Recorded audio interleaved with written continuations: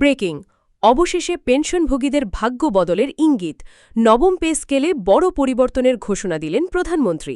আরও বিস্তারিত থাকছে পুরো ভিডিওতে। আসসালামু আলাইকুম। আপনি যদি একজন সরকারি চাকরিজীবী হয়ে থাকেন, নবম পে স্কেলের আপডেট সবার আগে পেতে দয়া করে আমাদের এই চ্যানেলটি সাবস্ক্রাইব করে দিন এবং ভিডিওতে লাইক করে দিন। অবশেষে পেনশনভোগীদের ভাগ্য বদলের ইঙ্গিত স্পষ্ট হতে শুরু করেছে।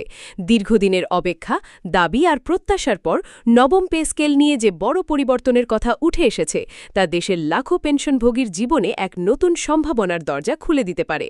এই ঘোষণার পর থেকেই পেনশনভোগীদের মধ্যে নতুন করে আশার আলো জ্বলেছে। অনেকেই ভাবছেন, এতদিনের আর্থিক চাপে থাকা জীবন কি এবার কিছুটা স্বস্তি পাবে, নাকি এটি শুধুই আরেকটি প্রতিশ্রুতি হয়ে থাকবে। পেনশনভোগীরা দীর্ঘদিন ধরেই দাবি করে আসছিলেন যে বর্তমান পে স্কেল অনুযায়ী তারা যে ভাতা পাচ্ছেন তা দিয়ে বর্তমান বাজার দরের সঙ্গে তাল মিলিয়ে চলা প্রায় অসম্ভব হয়ে উঠেছে।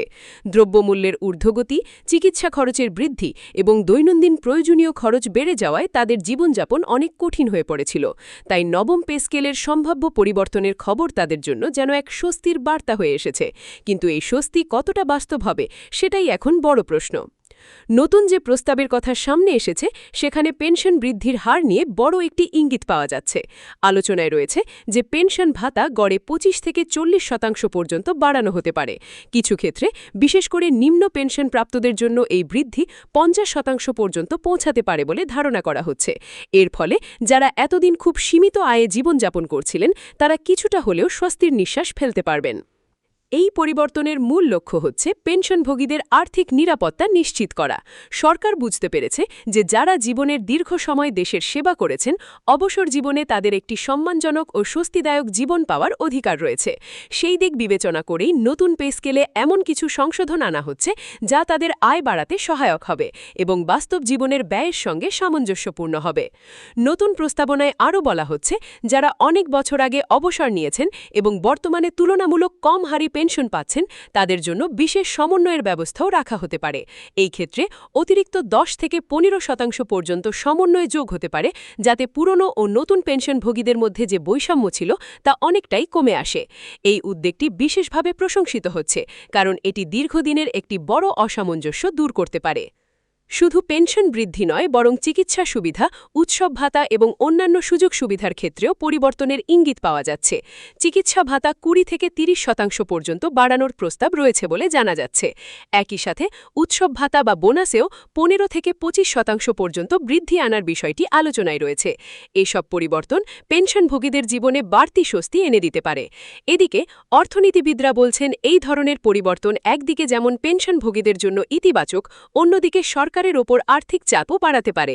তবে তারা এটাও মনে করেন যে যদি সঠিকভাবে পরিকল্পনা করা যায়, তাহলে এই অতিরিক্ত চাপ দীর্ঘমেয়াদে অর্থনীতির জন্য ক্ষতিকর হবে না, বরং প্রাবীণ্য জনগোষ্ঠীর ক্রয় ক্ষমতা বাড়লে তা সামগ্রিক অর্থনৈতিক কার্যক্রমেও ইতিবাচক প্রভাব ফেলতে পারে।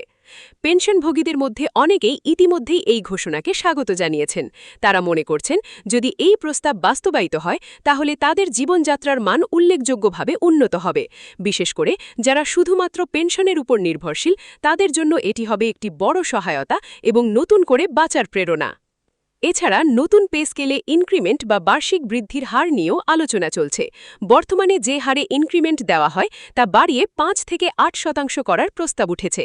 এর ফলে ভবিষ্যতে পেনশনভোগীদের আয় ধীরে ধীরে আরও বাড়বে, যা তাদের দীর্ঘমেয়াদী আর্থিক স্থিতিশীলতা নিশ্চিত করতে সাহায্য করবে। সরকারি সূত্রগুলি ইঙ্গিত দিচ্ছে যে এই পরিবর্তনগুলো ধাপে ধাপে বাস্তবায়ন করা হতে পারে। প্রথম ধাপে ২০ থেকে ২৫% বৃদ্ধি কার্যকর করা হতে পারে এবং পরবর্তী ধাপে অতিরিক্ত বৃদ্ধি যোগ করা হতে পারে। এর ফলে একসাথে বড় চাপ না পড়ে এবং সবকিছু সুষ্ঠুভাবে পরিচালনা করা সম্ভব হবে। এই ঘোষণার পর অনেকেই এখন অপেক্ষা করছেন গেজেট প্রকাশের দিকে, কারণ গেজেট প্রকাশ হলেই পুরো বিষয়টি স্পষ্ট হয়ে যাবে এবং জানা যাবে ঠিক কী ধরনের পরিবর্তন আসছে, কত শতাংশ বৃদ্ধি চূড়ান্ত হয়েছে এবং তা কবে থেকে কার্যকর হবে। সব মিলিয়ে বলা যায় নবম পে স্কেলের এই সম্ভাব্য পরিবর্তন দেশের পেনশনভোগীদের জন্য একটি গুরুত্বপূর্ণ মোড় ঘুরিয়ে দিতে পারে। এটি শুধু তাদের আর্থিক অবস্থার উন্নতি করবে না, বরং তাদের জীবনে নতুন করে আত্মবিশ্বাস ও স্বস্তি এনে দিতে পারে। তবে এখনও অনেক কিছু নির্ভর করছে বাস্তবায়নের উপর। ঘোষণার পর বাস্তবে কত দ্রুত এবং কতটা কার্যকরভাবে এই পরিবর্তনগুলো আনা যায়, সেটাই হবে সবচেয়ে বড় চ্যালেঞ্জ। পেনশনভোগীরা এখন সেই বাস্তবায়নের দিকেই তাকিয়ে আছেন এবং আশায় বুক বাঁধে আছেন যে এই পরিবর্তন তাদের জীবনে সত্যি ইতিবাচক প্রভাব ফেলবে। এদিকে বিভিন্ন মহল থেকে আরও কিছু প্রস্তাবও আসছে, যেমন ন্যূনতম পেনশনের একটি নির্দিষ্ট সীমা নির্ধারণ করা, যা ৩০% পর্যন্ত বাড়ানোর কথা বলা হচ্ছে, স্বাস্থ্য বীমা চালু করা, যেখানে সরকার ৫০% পর্যন্ত প্রিমিয়াম বহন করতে পারে, এবং অবসরপ্রাপ্তদের জন্য বিশেষ কল্যাণ তহবিল গঠন করা, যেখানে অতিরিক্ত ১০% সুবিধা যোগ হতে পারে। সমাজের একটি বড় অংশ হিসেবে পেনশনভোগীদের এই উন্নয়ন শুধু তাদের ব্যক্তিগত জীবনে নয়, বরং সামগ্রিকভাবে সমাজের উপরও ইতিবাচক প্রভাব ফেলবে, কারণ তাদের আর্থিক স্বস্তি বাড়লে তা পরিবারের অন্য সদস্যদের ওপরও প্রভাব ফেলবে এবং সামগ্রিক জীবনমান উন্নত হবে। এখন সবার চোখ সরকারের পরবর্তী পদক্ষেপের দিকে। কবে নাগাদ এই প্রস্তাবগুলো চূড়ান্ত হবে, কবে গেজেট প্রকাশ হবে এবং কবে থেকে বাস্তবায়ন শুরু হবে, এসব প্রশ্নের উত্তর জানার জন্য পেনশনভোগীরা অধীর আগ্রহে অপেক্ষা করছেন।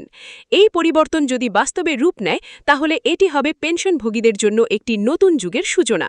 দীর্ঘদিনের কষ্ট ও সীমাবদ্ধতার পর তারা পেতে পারেন একটি সম্মানজনক ও স্বস্তিদায়ক জীবনযাপনের সুযোগ, যেখানে আর্থিক অনিশ্চয়তা অনেকটাই কমে আসবে।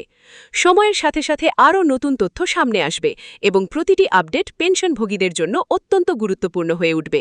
তাই সবাই এখন নজর রাখছেন পরিস্থিতির উপর এবং আশায় বুক বাঁধে আছেন যে এই পরিবর্তন তাদের জীবনে সত্যি ইতিবাচক প্রভাব ফেলবে।